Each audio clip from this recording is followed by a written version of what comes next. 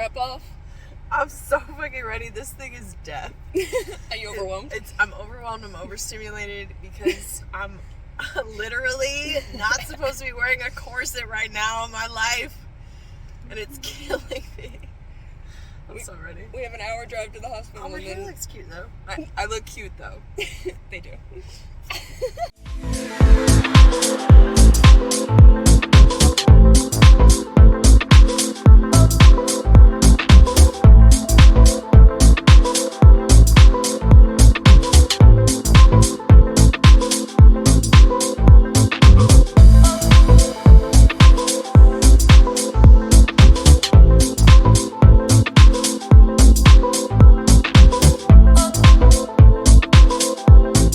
Okay, so hi, we are officially 1 week post-op. Look at me. You look fantastic. Thank you. How are you feeling? Incredible. Yeah? Amazing. I feel tired and sleepy. Yeah. But only because there's so much like emotional roller coaster. There's so much physical roller coaster. It's only been a week and my body's like, what is happening? Because I've been like healthy for decades now. Like that's been like my goal is like to be physically fit and then taking like my vitamins and my greens and like eating well. Not only for like my own mental state, but also just to like for my career to last longer, for stamina. It's just like been a part of my life, been a part of like who I am. And so for me to like shock my body all of a sudden and put it through surgery when it hasn't been, there's no like warning signs for your body to be like, hey, I need some help. Your body usually kind of has a natural process of starting to produce more white blood cells and like, hey, we need help. My body's like peak condition, chilling, hanging out, having a good time. And then all of a sudden I was like, bam, 2 wounds in your chest and we're taking them fucking titties out. Yep. And my body, I feel like kind of went through an initial like shock in the first couple of days. It's been amazing. Yeah. It's been incredible. Like even just knowing that I don't have these anymore and like finally feeling like this is the body that I've been built. Like, look at this. Look at that. Look at my. That was going to be the next thing that I asked you about. Like, I feel that is literally what I've been working towards for over a decade. And I finally get to see the work that I've been doing. Like, there's like striations in there. There are. I've never seen those. It's always had like under boob under here. Did you have drains or no drains? I did have drains. They weren't really bothering me. It's probably because of the oxy. It wasn't bothering me until the last couple of days. But I did have drains. We like recorded them every day, like how much fluid was in them, even like the color. So yeah, we were keeping pretty consistent in that. Sleeping with them wasn't too bad. It's also cold here in Texas right now. It is. So yeah, it's pretty cold. So I've been putting them in like either my pant pockets, my sleep pockets, or like in the hoodie pockets. I luckily, and everyone told me that I lucked out on this, I trained myself to sleep on my back because of the health benefit of it years ago. Like maybe 8 or 9 years ago. So I've been sleeping on my back for that long already. And I think that's something that when I was looking through like all the TikToks of people were like, I have to sleep on my back and I'm dying. Like I remember that feeling of training myself to do that. And it was rough. I remember that. But luckily I know to do it now. So that's not been hard. Also, I don't know if you can tell. You can't because I made it up pretty. I have like one of those wedgie things, like sleep wedges. Oh, nice. Yeah, You know what I'm talking about? Yeah, the wedges are great. Yes. Yeah. And then I put like an extra pillow, an already special pillow that I already used for my neck on top of that. And honestly, I sleep like the dead anyway. So it wasn't as hard as I think other people were kind of suffering through, just because I already trained myself to do that. Can we talk about, or do you know your restrictions right now? My current restrictions are that I cannot lift them above 90. So I could do this. But you're getting them there pretty easily, huh? I feel like I can actually put them above my head. I'm just not going You to. Really? Yeah. That's incredible. I've actually never seen that before a week out. Oh, really? I've never seen somebody be able to get to 90 a week out. Yeah. Real? Oh, easy. I'm not even just saying that to you. Like, oh, you're not? No, I'm serious. Yeah. Oh, like I actually saw you before we started recording. I saw you like using your hands to talk, and I even was like, they are moving quite a bit. Yeah. Okay, so how long do these restrictions last? For the month. So I'll yeah, and I'm really just doing, like, I really do feel like I could lift my arms above my head easy now. I think we should give the people one round of you just trying it really quick. That's not going to do anything to my. If you feel a stretch in the incision, stop. But otherwise, dude, you're insane. Your arms are above your head right now. Yeah, I'm insane. You're insane. Yeah. It's for the people watching this is abnormal. We usually go through 4 to 6 weeks of specific protocols to get arms above the head. So do not take Cap's word for this. This is a process that we usually get back into slowly. Huh? Don't worry about it. You're wild. That's awesome. Because the next thing I was going to talk about, like, so when you can't get your arms above your head, which obviously is not an issue for you, but generally it causes a lot of like upper back, like between the shoulder blades tightness, just because like you can't use those muscles. And so we were going to talk about ways that you can, we could talk about it still. Okay. It's funny because there's even a part in the video of like me, like day of surgery, just kind of flailing around some of the flags. I kept my elbows down, but I was like, people told me that I would have way less access to my arms than I do, but yeah. I think you generally do. I'm telling you, like this, I do this as my job. Right. And I've never seen this before. Oh no. No, it's a good thing. It's a good thing. Okay. Yeah, it's awesome. I want to talk about the corset of death, and then I want to talk about also things that you were either happy you knew for this first week, like things that you were like, ooh, I'm glad I knew that, or things that you're like, I wish I knew that I didn't know that is kind of happening right now. Okay. I was happy to know about all of the I think we'll say restrictions. That's the right word, I guess. All the restrictions and how it would affect my look, like my final look.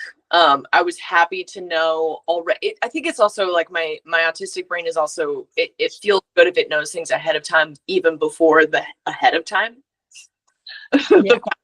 Pattern recognition, which is why all the research was happening. But I was happy to know that I was listening to the right people about movement, about walking to like avoid blood clots. Yep.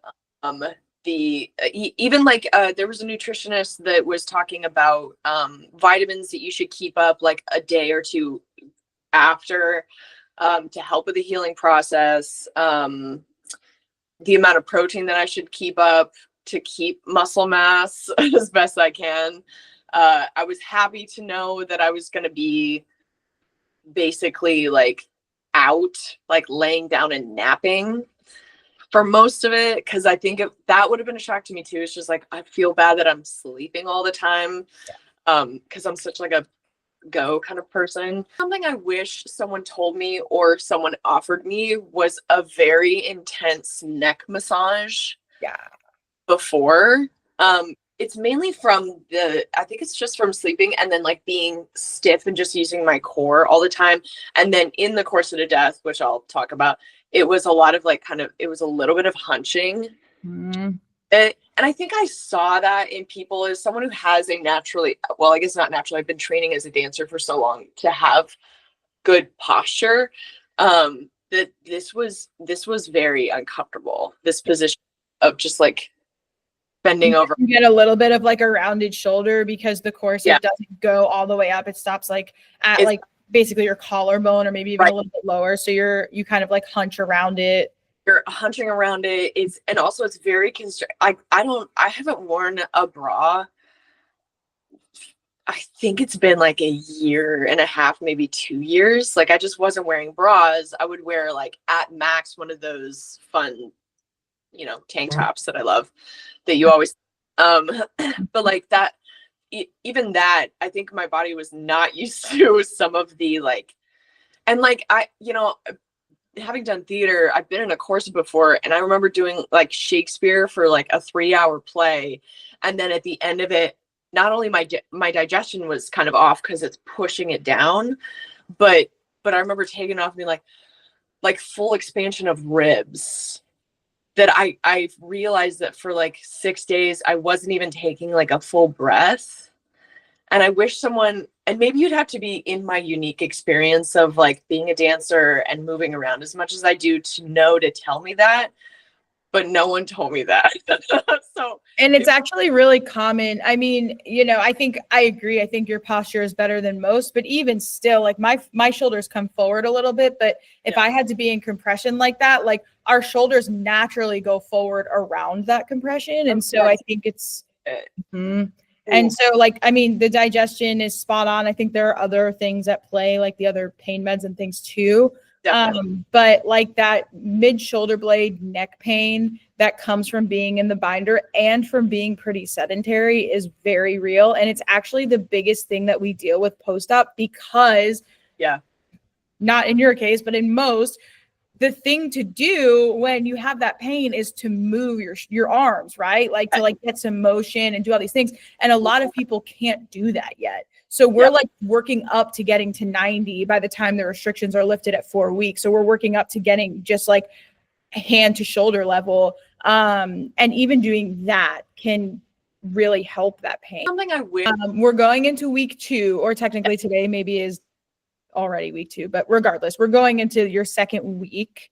Yes. Any fears, expectations, anything like that? It's not a huge week. Like weeks 2 and 3 are kind of like not huge weeks because you still have these restrictions, but anything you're looking forward to, nervous about, have any feelings about? I'm looking forward to the ease of this new bandage. The second he said you can shower now, I know it's like with restrictions, like keep your arms down and like let things just trickle off. That was literally my face was like, I looked around, I was like, I can shower already? Like, you'll have a shower here because I'm about to get in. Yeah, right now. Yeah. Right now. Let me get in your shower. Said, okay, the famous words by King Cat. Yeah. Let me start. People are gonna drool over that. We were like, getting my it's Correct. probably the second shower I've ever taken. I think Dr. Hannah has maybe on purpose scared me a little bit in the nipple care. So I'm going to be absolutely determined to do everything correctly. It was either they're going to be mushy if you put too much triple antibiotic on them, or they'll dry out and fall off. I would love to jump in here. And he was scaring you on purpose. I will say I have never seen a nipple graft fall off for either of those reasons. There are versions that can become too mushy and versions that are too dry. But the cool thing is they're on your body and you can see them and you can course correct in real time. In real time. Yeah. So it's not just like, oh my God, my nipples are mushy and I can't do anything about it ever again. Like we could be like, hey, it looks like maybe you're putting a little bit too much of this antibiotic on. We should maybe back off a little bit and then we can course correct. Do you have any last words that you want to share about your week 1 journey before we wrap up? I'll just say this. It is completely worth it. Yeah. fucking step. And like, yes, there's some extra struggles I didn't know about or didn't know until it was in my body. But good fucking Christ, is it worth it? Yeah. The first time I saw my chest, I cried. And then I looked down again when like my nipples were I guess revealed, and I cried. And the nurse was like, "Oh my God, look at your pecs." And I'm like, "I'm gonna cry again." Cried like 3 times. I made Haley cry.